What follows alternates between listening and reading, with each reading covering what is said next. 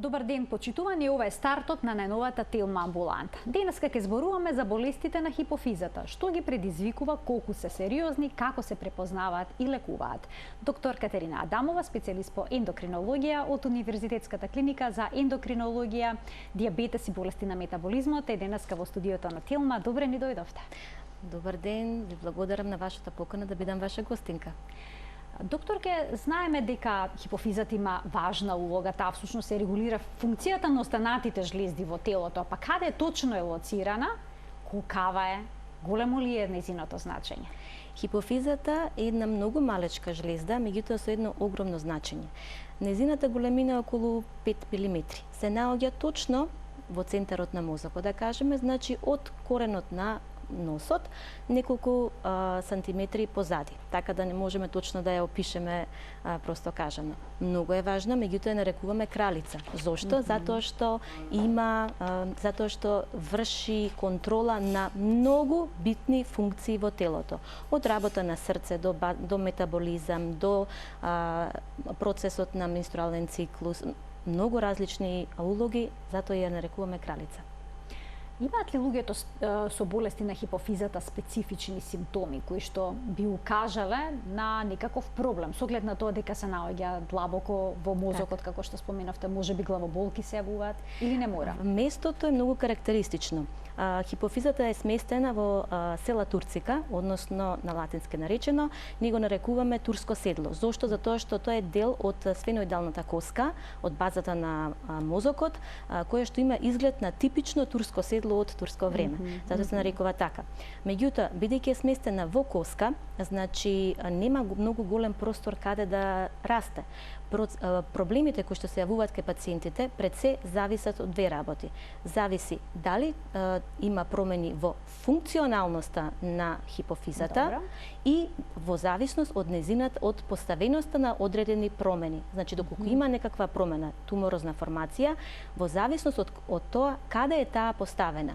Така да, во зависност исто така од тоа дали таа промена брзо расте, промените се во смисла на необјасневи главоболки или промена на видното поле или така наречена периметрија, која што ние често секогаш го проверуваме кај овие пациентки.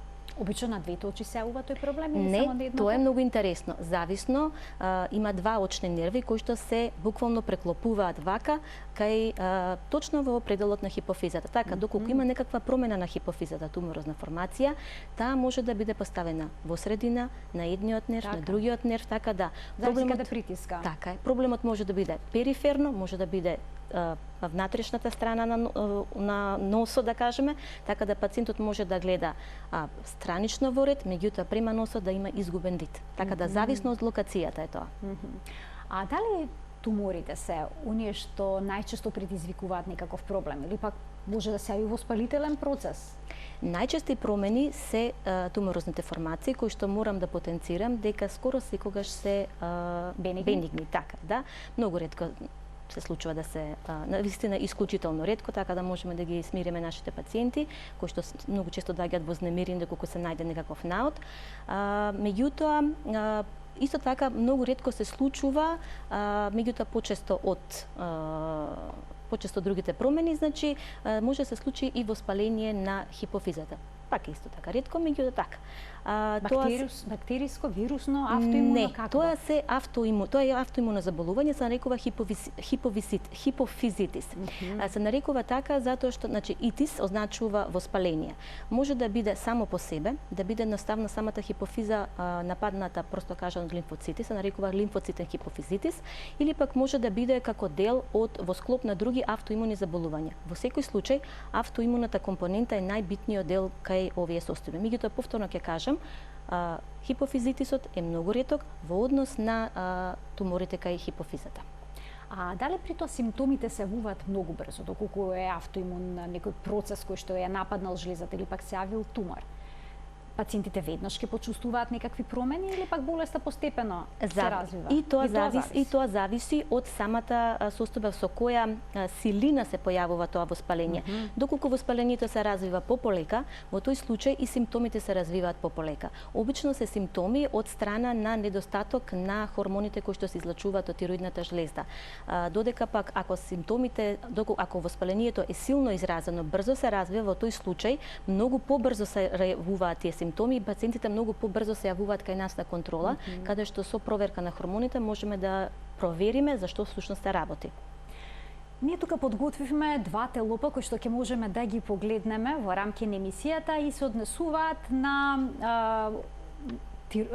хипофизата и жлезите кои што таа ги стимулира со својата функција. Можеме да го погледнеме првиот телоп кој што гласи дека предниот дел на хипофизата регулира излачување на хормоните на тироидната жлезда, потоа го регулира лактацијата, надбубрежната жлезда, половите жлезди и растот. А задниот сегмент пак регулира метаболизам на вода, лачење млеко и контракција на матка, но сега ќе се задржиме, докторке, на предниот дел на хипофизата и започуваме со тироидната жлезда. Оние кои што имаат нарушување на тироидната жлезда редовно испитуваат тиреостимулирачки хормон, односно ТСХ, хормон кој што се излачува токму од хипофизата, доколку е покачено неговото ниво, значи ја стимулира малку повеќе тироидната жлезда и таа значи има намалена функција и обратно. Но може ли да се случи некое нарушување на тироидната жлезда, на хипофизата, се извинувам, да го наруши лачењето на тиреостимулирачкиот хормон, па тој да не укажува директно на функцијата на тироидната жлезда? Има два начини. Значи, хипофизата сама по себе е поврзана со петелка, со хипоталамус. Хипоталамусот е, да кажеме, функционално гледано над хипофизата. Значи, сето она кое што се лачи од хипоталамусот, преку таа петелка се излачуваат, значи, прекурсори кои што влијаат на хипофизата да ги лачат овие хормони. Така да, доколку има некаков процес во хипоталамусот кој што не може да го стимулира ТСХ, односно тиреостимулирачкиот хормон од хипофизата, тогаш ќе имаме проблем со намалена функција на тироидната жлезда. Затоа што намален ТСХ, намален импулс до тироидната жлезда. Истото може да се случи доколку имаме процес во самата тироидна жлезда. Значи, може да имаме хипофизитис, може да имаме крварење, може да имаме тумор, односно најчесто аденом, кој што ја едноставно влијае на клетките на предниот дел од хипофизата, кои што се одговорни за секреција на ТСХ, така да ТСХ може да се намали. Во тој случај, што ме намалено ТСХ, по автоматизам доаѓа до намалена стимулација на тироидната жлезда и кај тој пациент се јавува хипотироидизам. Можете врз основа на нивото на ТСХ да утврдите, значи, каква е функцијата на тироидната жлезда? Апсолутно. Секогаш се проверуваат двата хормони, значи ТСХ кој што се лачи од хипофизата и се проверува FT4, односно фри, слободниот T4, кој што се лачи од страна на тироидната жлезда. Оној баланс, значи, помеѓу овие два хормони секогаш треба да биде 50-50, да кажеме, за да можеме да кажеме дека функцијата е сосема сочувана. Меѓутоа, доколку едното е покачено, другото намалено, има повеќе варијанти, во тој случај можеме да кажеме дека, посебно доколку ТСХ е намалено, а FT4 е исто така намалено, тоа не е индикација за да се направи и тест и да се направи и магнетна резонанца на хипофиза, да се провери да не случајно има некаков аденом горе во хипофизата. Значи, тоа е единствената ситуација кога барате да се направи магнет на хипофиза. Да. Бидејќи многу пациенти почуваат да се сомневаат да не случајно е проблемот и во хипофизата, па бараат да направат вакво снимање, значи ендокринологот проценува во кој случај какво испитување е неопходно. Одиме на следното. Следното е лактацијата. Така. Кај жените што се породиле, почува да се излачува млеко. Кој хормон го излачува хипофизата за да дојде до лактација? Пролактинот е еден исто така многу важен хормон кој што е поврзан исто така со тироидната жлезда. Така да доколку постои нарушување на тироидната жлезда, постои пореметување и на пролактинот. Секогаш? Не секогаш, понекогаш, многу често, да. И какви се ти нарушувања? Обично се доколку е покачено ТСХ-то, ќе биде покачен и пролактинот или некој друг дисбаланс ќе постои? делува, ТСХ делува на пролактинот. Со тоа што пролактинот треба да разјаснеме дека еден хормон кој што е многу битен и за развојот на дојките и за менструалниот циклус. Така да, доколку имаме тумор на хипофизата кој што лачи вишок на пролактин, во тој случај тоа го нарекуваме пролактином. Тој вишок на пролактин влијае на другите хормони за менструалниот циклус, што доведува до нарушување на менструалниот циклус. И така, всушност, нашите пациентки многу често доаѓаат, иако и пациенти, меѓутоа за тоа покасно, така на тој начин доаѓаат да проверат што во суштина се случува со нивниот менструален циклус. Сега, она што е битно да потенцираме, дека пролактинот, значи, ги спрема дојките за доење, значи нивен раст развој, меѓутоа во текот на бременоста нормално да се покачи, некаде од 80 до 400, инаку по 25 е нормална вредност на пролактин. Иако и да е 30-40 не е нешто загрижувачки, затоа што многу често пациентите доаѓаат со релативно покачени вредности, меѓутоа не сигнификантно. Меѓутоа, во случај на бременост, нормално е пролактинот да биде, како расте бременоста, така да расте и пролактинот. Во оној момент кога пациентката ќе се породи, пролактинот ниско паѓа и се очекува нели да се започне со доење од страна на мајката. Бидејќи самиот акт на доење го стимулира лачењето на пролактин, пролактинот повторно се покачува до вредности кои што се нормални за време на доење. Доколку пациентката не дои, во тој случај во рок некаде од недела 2-3, пролактинот би требало да се врати на нормални вредности. Пациентка која што дои, а најчесто пациентките дојат околу година и пол, за цело време пролактинот ќе биде дискретно покачен, иако пациентките не се бремени. Така треба да се направи една дистинкција за покачен пролактин. Така, доколку пролактинот е покачен за време на доењето, менструалниот циклус најчесто не се регулира. Зошто е тоа така? Пролактинот е директно одговорен? Да, пролактинот всушност влијае на спречување на овулацијата. Штом нема овулација, значи нема шанси за бременување. Меѓутоа, не е тоа баш секогаш така, нели? Секогаш 2 и 2 во медицината не се секогаш 4. Значи пациентките иако дојат, се случува сепак да останат бремени. Така да тоа не е некоја гаранција за неможност за забременување. А жените што имат покачен пролактин, можат ли да забременат? И тоа е во зависност од висината на пролактинот. Значи има жени кои што можат да останат бремени и со, да кажеме, ако 25 е нормално, може да останат бремени со 70-80. Сето тоа зависи од возраста и од други здравствени состојби. Меѓутоа, доколку се работи за пациентка која што е во постара возраст, да кажеме, повозрастна пациентка, таа вредност, покачената вредност на пролактин доведува, значи, до нарушување на менструалниот циклус и намалување на шансата за забременување. Посебно пациентките кои што планираат инвитро, кај нив се планира да се намали нивото на пролактин со терапија секако, за да се регулира нормалниот циклус, за да се воспостави нормална овулација и да се зголеми шансата за забременување. А што е со пациентите, мажите кои што ќе добијат зголемени вредности на пролактин во организмот? Тоа е исто интересно, затоа што жените се тие кои што симптомите кај нив се симптомите многу поизразени, така да кај мажите треба малку подолго време. Кај нив најчесто се јавуваат проблеми во сексуалниот живот. Значи се јавуваат проблеми со еректилна дисфункција и исто така влијае пролактинот, покачениот пролактин кај помладите мажи влијае на намалениот квалитет на спермата, односно намалена подвижност на сперматозиди. Така да маж со покачено ниво на пролактин, односно пролактином, тумор на хипофизата, тоа значи дека треба да се лекува исто, затоа што со третман на овие пациенти се повлекуваат овие симптоми многу брзо. Секогаш давате лекови за да се нормализира нивото на пролактин или пак доколку се работи за тумор ке треба ли да се направи некаква интервенција? Секогаш треба да се направи прво диагностика. Значи диагностиката се прави со одредување на нивото на пролактин и останатите хормони доколку сметаме дека има потреба и да се направи магнетна хипофиза за да се магнетна резонанца.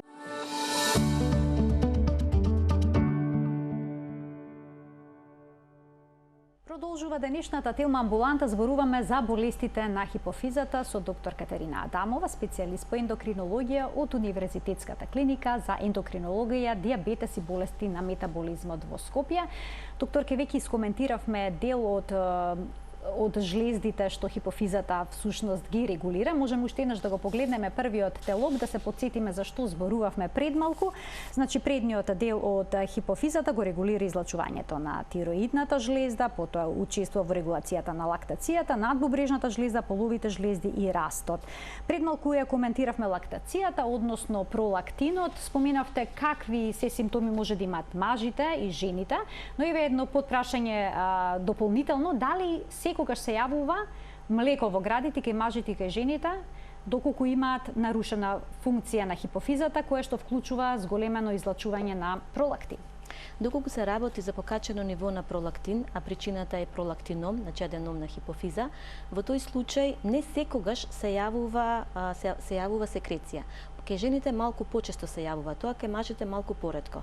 Значи, кај жените повеќе се манифестира со нарушен менструален циклус или проблеми со забременување, додека пак кај мажите се јавува повеќе со чувство на нерасположеност и нарушување во сексуалниот живот во смисла со еректилна дисфункција. Така да симптомите се слични, меѓутоа не секој, мислам повеќе мажите. Но сепак се различни. Да проговориме малку за лекувањето. Кому се препорачува намалување на нивото на пролактинот во организмот? Одлично прашање, затоа што многу пациенти ни доаѓаат со дискретно покачени вредности на пролактин. Најчесто се повторно ќе кажам жените, затоа што доколку пациентката нема проблем со менструалниот циклус, значи има редовен менструален циклус, доколку нема главоболки, значи нема секреција од дојките, доколку нема никакви тегоби, тогаш при тоа дискретно покачување на пролактинот, значи доколку и поголемо покачување, тогаш нема потреба од терапија. Терапијата се дава во оној момент кога пациентката има тегоби, има реален проблем, доколку не може да остане бремена, доколку се јавуваат главоболки, доколку има секреција од дојките и доколку пациентката се обидува да направи инвитро. И секако доколку се работи за макроаденом, односно покасно ќе го објасниме тоа, значи аденом, односно над хипофизата кој што многу брзо расте. Во тој случај тој дава порметување, значи во видот кој што претходно го спомнавме, така да тие главоболки се интензивираат секој ден. Во тој случај се дава многу поголема доза и тука апсолутно има потреба од терапија кај овие пациенти. Кај оние кои што немаат тегоби, нема потреба од терапија. Проблемот е што постојат лекови кои што се даваат за други состојби, други болести, кои што придонесуваат доведуваат до порметување во метаболизмот на хормоните. Често се пијат тие лекови? Па зависно, значи тоа се пациенти кои што се лекуваат од шизофренија, значи тоа се антипсихотици и лекови кои што понекогаш се даваат за депресивни состојби.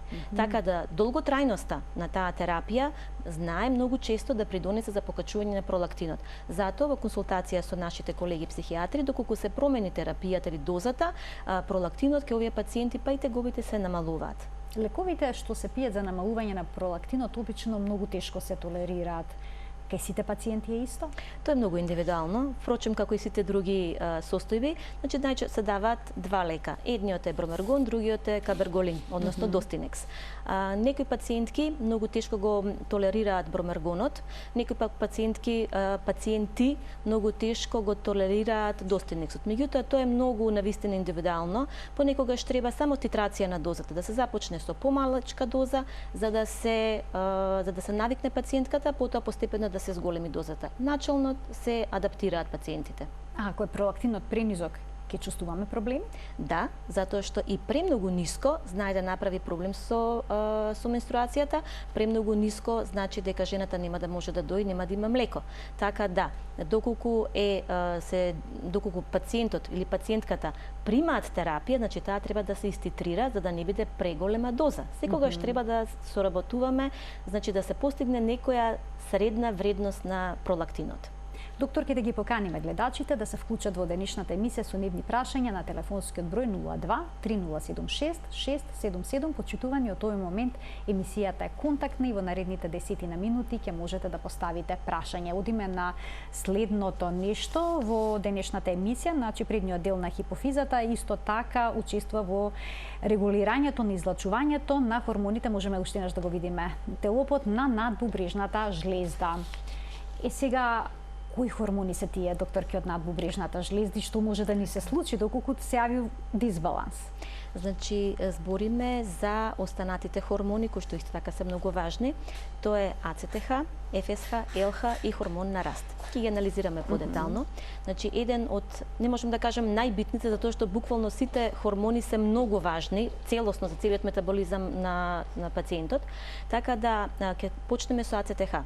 АЦТХ, односно адренокортикален хормон, е хормон кој што се лачи под влијание повторно од хипоталамусот, значи делува на хипофизата, се лачи АЦТХ. АЦТХ пак делува стимулативно на надбубрежната жлезда да лачи кортизол. Кортизолот е хормон кој што влијае на метаболизмот и на вода, и на притисок, и на имунитет. Уште го нарекуваме најважно како стрес хормон, затоа што во моменти на стрес кортизолот силно се излачува, доведува до вазоконстрикција, односно стегање на крвните садови и на тој начин непосредно доведува до покачување на крвниот притисок. Сега, доколку постои тумор на хипофизата, кој што лачи вишок на АЦТХ, тоа значи автоматски дека ќе се лачи многу поголема количина на кортизол. Иначе пациентите може да имаат покачен крвен притисок поради нарушување на всушност на хипофизата. Така. И многу често така ни доаѓаат пациенти упатени од нашите колеги да провериме да не случајно се работи за некоја хормонална хипертензија. Така да, кај овие пациенти имаат, уште да потенцирам дека тој аденом кој што лачи вишок на кортизол може да се наоѓа и во хипофизата, може да се наоѓа и во надбубрежната жлезда. Разликата е што доколку се наоѓа во надбубрежната жлезда се нарекува синдрома Кушинг и се третира со оперативен зафат, доколку се наоѓа во хипофизата тогаш се нарекува морбус Кушинг или Кушингова болест. Исто така се третира и со оперативен зафат.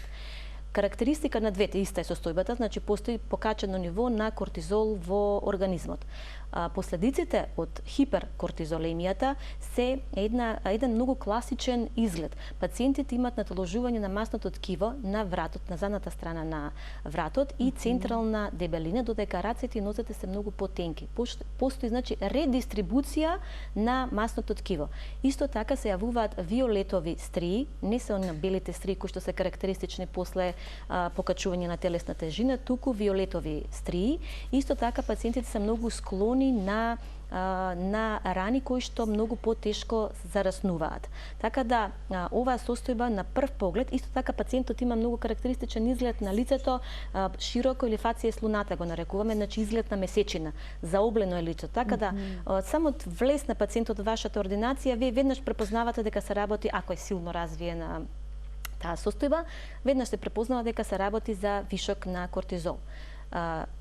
Апсолутната терапија кој е пациенти е оперативен зафат за да се отстрани туморот кој што лачи вишок на АЦТХ, односно кортизол. Имаме гледач кој што ќе го вклучиме, ќе му дадеме предност. Добар ден. Добар ден и повелете. поздрав за докторката. Ме интересира вака, имам 15 години скоро, на стисок, лачење на млеко од кравите. Сега во меѓувреме и две нормални бременности, за време или после породување имав нормална лактација. Кога престанав да ги дојам млекото се повлече, но сепак на стисок останува. Значи еве веќе 5 години по втората бременност сум испитала хормони. Хормоните ми беа сите во ред, освен инсулинот. Пиев глукофаж, се седи инсулинот, но ова состојбата со млекото останува. Сега во меѓувреме да кажам дека сум анксиозна, па примам и антидепресиви и седативи веќе исто така подолг период, па се дали е нешто поврзано со тоа или така некоја друга со. Ви благодарам за вашето прашање, што го споделивте вашиот проблем во Телма амбуланта. Повелете, докторке. Вака, ова е многу често прашање ке пациентките. Значи, пациентка која што имала нормална бременост, која што имала нормална секреција на млеко, значи доела нормално, претпоставувам околу година дена доела пациентката, може и подолго, значи секогаш кај пациентка која што има родено понатака во животот, доколку нема спонтанна секреција од дојките, тоа е во ред. Меѓутоа, проблемот настанува доколку имаме спонтанна секреција. Што значи тоа, спонтанна секреција? Тоа значи дека без притисок на дојките да истекува млеко. Тоа е состојба која што треба да се анализира. Доколку таа секреција само при притисок, тоа е сосема нормално. Секогаш жена која што родила, секогаш ќе има мало истекување на, тоа не е млеко, не на течност. Меѓутоа, секако пациентката треба да се провери. Така. Да продолжиме понатаму со денешната емисија. Уште еднаш ќе го поверам телопот за хормоните кои што ги контролира хипофизата со нејзиниот преден дел. Искоментиравме за тироидната жлезда, лактацијата, надбубрежната жлезда и сега следуваат половите жлезди. Со кои хормони всушност прави хипофизата регулација на половите жлезди? Тоа се два хормона кои што исто се многу важни, односно фоликулостимулирачки хормон и лутинизирачки хормон.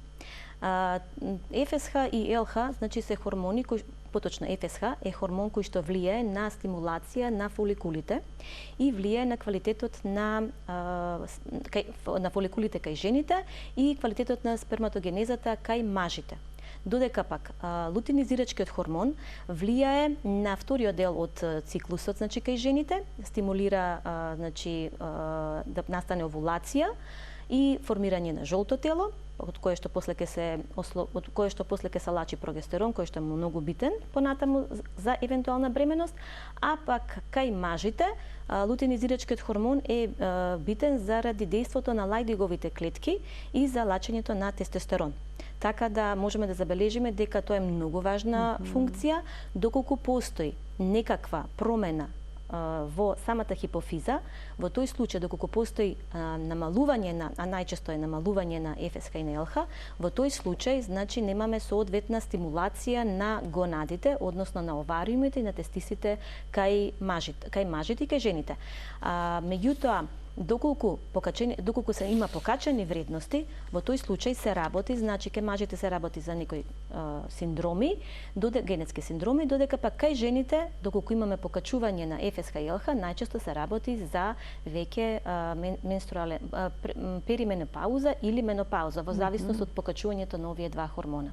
Видовме дека за растот е одговор на хипофизата, тука се излачува оној хормон за раст кој што е неопходен во детството пред се. Дали со завршувањето на растот во пубертетот престануваат да се лачат хормоните за раст од хипофизата?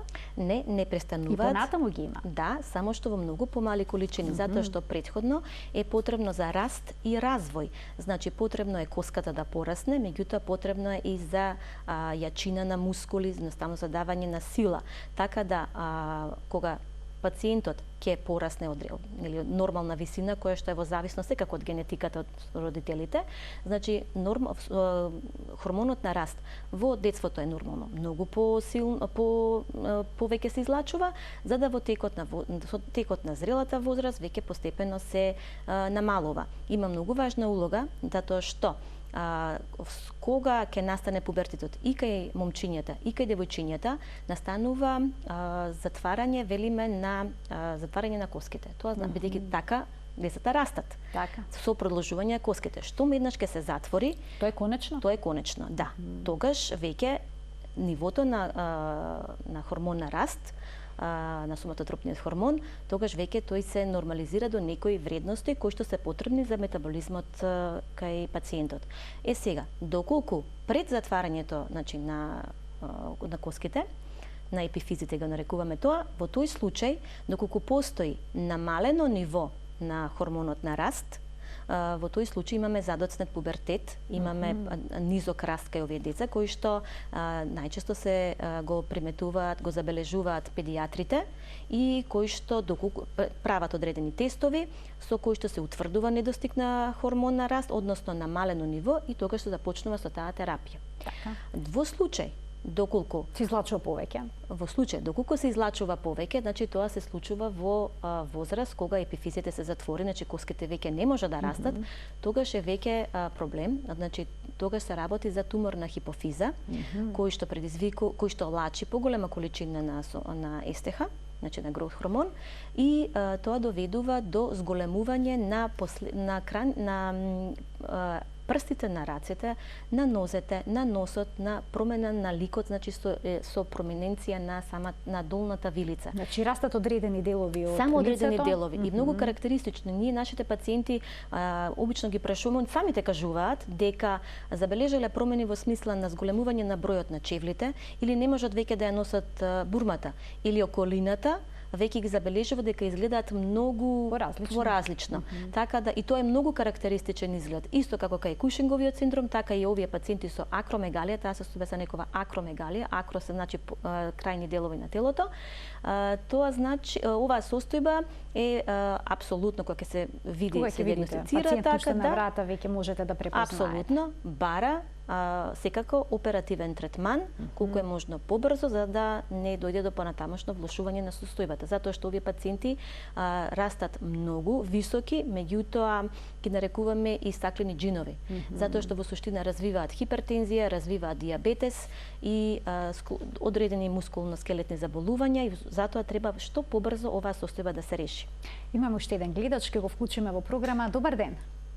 Добар ден. Повелете. До докторката едно прашање. Поздрав прво на сите во Телма и до докторката. Ви благодарам. Се работи за пациентка од 42 години. Има многу болна менструација и тоа за време на циклусот и пред време на циклусот. А некогаш, ако нема пред време, лошо завршувањето на циклусот, има многу големи болки, дури не можат поспела да стане. Да напоменам, оперирана од циста и извадено еден јајник. Со еден јајник прашам, до што може да биде? На лекар иде, речат, се е добро.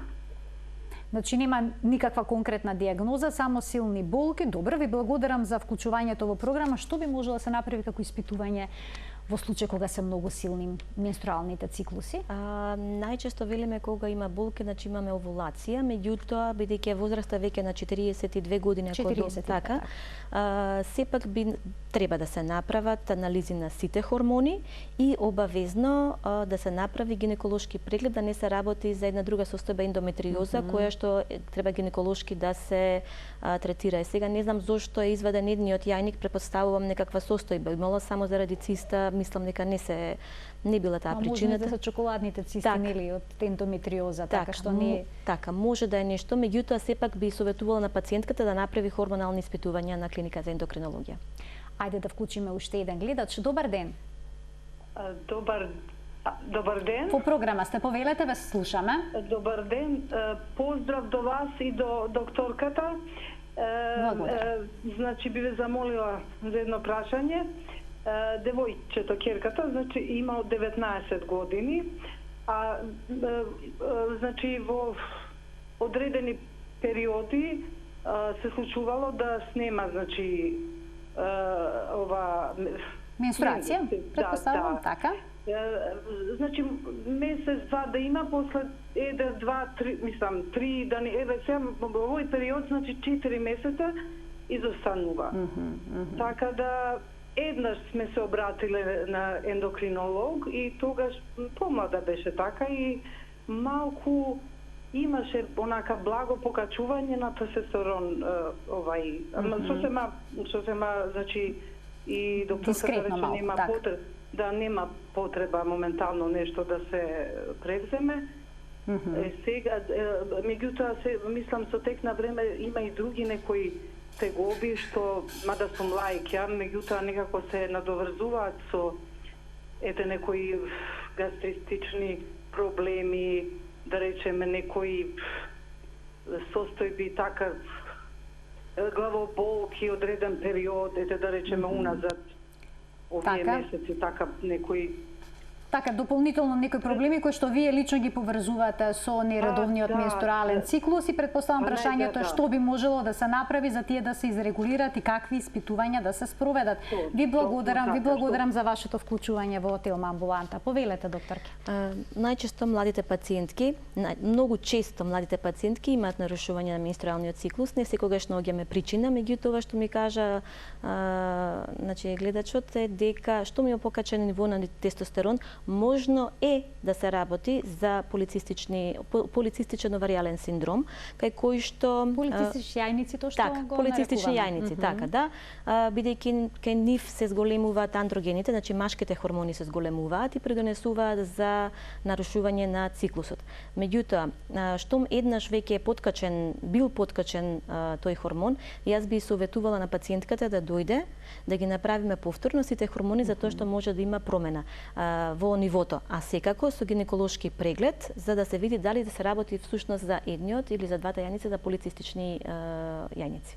Се решава овој проблем со терапија? Со терапија, да, апсолутно се решава. Терапијата трае подолг временски период, нема излекување ако збориме за полицистични јајници, меѓутоа идејата е да пациентката има редовен циклус, да може да остане бремена кога сака, така да тоа е една состојба која што само треба да се третира. Полицистичните јајници се една интересна тема. Се надевам дека во едно од следните изданија на Телма амбуланта и веќе обработиме повторно.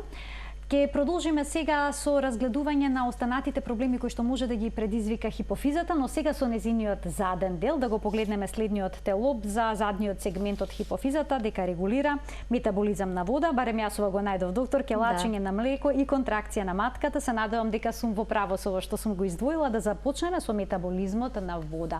Велат кога ќе се наруши метаболизмот на водата заради задниот сегмент на хипофизата, доаѓа до една состојба која што се нарекува диабетес инсипидус. Да, инсипидус. Так. Тоа е шеќерна болест или не? Не, името е интересно. Меѓутоа, инсипидниот диабет во суштина нема никаква врска со шеќерната болест или диабетес мелитус. Единствената сличност е што кај нерегулираната шеќерна болест и кај инсипидниот диабет, сличноста е само во зголеменото ниво на зголемена жет и зголемено уринирање секако. Меѓутоа, причината е сосема различна. Значи, кај овие пациенти кај кои што постои нарушување на задниот сегмент на хипофизата, без разлика дали се работи за постпартално, ќе објасниме покасно, или за сообраќајна несреќа, значи за некакво оштетување на главата, значи доаѓа до нарушување или постоперативно може исто така да се јави како минлива состојба, доаѓа до нарушување на на лачењето на антидиуретичниот хормон. Значи неговата улога е да едноставно внимава да не се излачува премногу вода. Штом тој хормон го нема, значи доаѓа автоматски до зголемено уринирање кое што може да биде 5, 6, 7 па и 12 литри. Така да тоа многу ги исцрпува пациентите и тие колку и да се обидуваат да внесат доволна количина на вода, сепак не можат, доколку постои отсуство, не може да ја задржат. Буквално водата поминува низ нив и долготрајно гледано сепак е тоа опасна состојба. Многу се карактеризира, се докажува со специфична тежина на урина, доколку е таа многу мала, нормално урината е разредена, тоа ни укажува за дека се работи за недостиг на антидиуретичен хормон. Сега состојбата која што многу карактеристична, значи прво да кажеме дека доколку постои недостиг на хормони од предниот дел на хипофизата, тоа го нарекуваме хипопитуитаризам. Доколку е во комбинација и задниот резен зафатен, доколку постои недостиг на витамин Д, тогаш се нарекува панхипопитуитаризам. Значи целосен дефицит на сите хормони од целата хипофиза. Меѓутоа, многу е карактеристично да жените кои што имаат се случува, жените кои што имаат исклучително тежок пораѓај со многу силно изразено крварење, да настапи лоша циркулација, просто кажано, на хипофизата, која што доведува до оштетување на делови од хипофизата и да во комбинација со недостиг на антидиуретични хормон, така да многу брзо после породувањето кај овие пациентки има потреба од заместителна терапија со хормоните кои што им недостигаат. Тој синдром се нарекува Шиханов синдром. Исто е еден вид на панхипопитуитаризам. Исто така и докторке можевме да видиме дека лачењето на млекото не е условено само од пролактинот, и задниот дел на хипофизата учествува. Како? И задниот дел на хипофизата учествува во овој процес? Да, тоа е окситоцинот, кој што во суштина влијае на пролактинот, меѓутоа ги спрема дојките за лачење на млеко, делува на млечните каналчиња, меѓутоа она што е многу битно е дека всушност влијае на контракцијата на матката. И затоа така се дава при породување кога пациентки се дава окситоцин за да се започне да се забрза породувањето. Исто така многу важен хормон. Доколку кај некој пациент се посомневате дека има нарушување во функцијата на хипофизата, што се презема? Дали обична рентген снимка може да ви укаже на проблем? Не. Рентген снимка може да ни укаже само доколку се работи за макроаденом, значи голем аденом на хипофизата, кој што веќе придонел дури до разронување, до оштетување на самата коска. Секако не треба да чекаме тоа да се случи, туку прво се земаат сите хормони кои што во зависност од клиничката слика, од симптомите на кои што се жали пациентот, и секогаш да се направи магнетна резонанца на хипофиза. Не компјутер, туку магнетна резонанца. Таа најубаво ни ја покажува состојбата на хипофизата. Доколку се посомневаме за некакво пореметување, за недостиг или за вишок на одредени хормони, во тој случај правиме стимулативни тестови или други тестови за да докажеме, бидејќи мора да се докаже таа состојба, за каква болест се работи, за да знаеме во која насока да го третираме пациентот. Доколку е неопходен оперативен запад и се отстрани цела жлезда, може да се отстрани? Може да се живее без хипофиза? Многу ретко се отстранува. Многу ретко има потреба да се отстрани цела жлезда. Обично само туморот се отстранува? Само туморот се отстранува и затоа е многу битно да се оперира пациентот колку е можно побрзо, додека оној момент кога ќе се диагностицира, за да не се дозволи да порасне поголем од самата хипофиза. Затоа што во тој случај, штом се дозволува туморот да расте, он разраснува, не расте правилно вид на топка. Расте измеѓу крвни садови, измеѓу нерви, измеѓу очен нерв и тогаш е многу потежок оперативниот зафат. Така да колку порано оперативен зафат, доколку е потребен, толку е подобро. И шансите за рецидив се многу помали. Значи да не се игнорираат овие симптоми. Никогаш. И секогаш навремено да се побара помош. Апсолутно. Ви благодарам многу за вашето денешно гостување во Телма амбуланта и за убавите јасни појаснувања на темата. Благодарам и на вас. Почитувани, ова беше се во денешната Телма амбуланта. Ви благодарам за вниманието со кое што не следевте. Секој работен ден зборуваме за здравјето во Телма амбуланта во 12 часот. Сега и во 40 минути, некогаш и во 45, зависи од должината на вестите. Се гледаме.